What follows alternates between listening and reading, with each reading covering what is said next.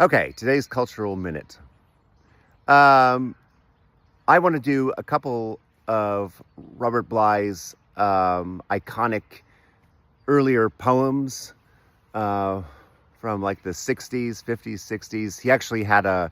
He and some of his poetry buddies had a little rag called the 50s, and then they called it the 60s, where they were trying to reinvigorate American poetry or start a new movement. Can you imagine that people actually cared about this at one time in American civilization?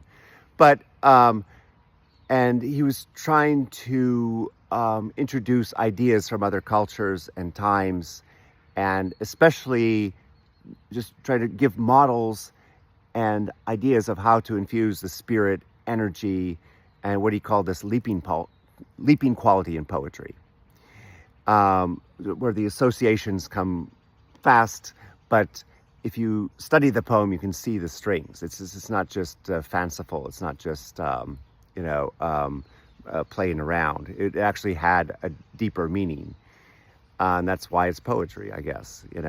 Poetry is prose with a sort of heightened consciousness. Something like that. And so I want to do a couple of these poems and see how many we can get in a short time, because at the time they were radical.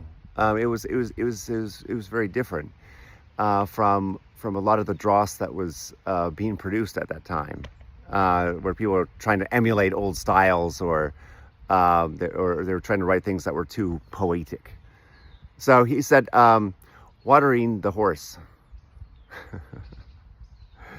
And so it's like, how strange to think of giving up all ambition. Suddenly, I see with such clear eyes the white flake of snow that has just fallen in the horse's mane.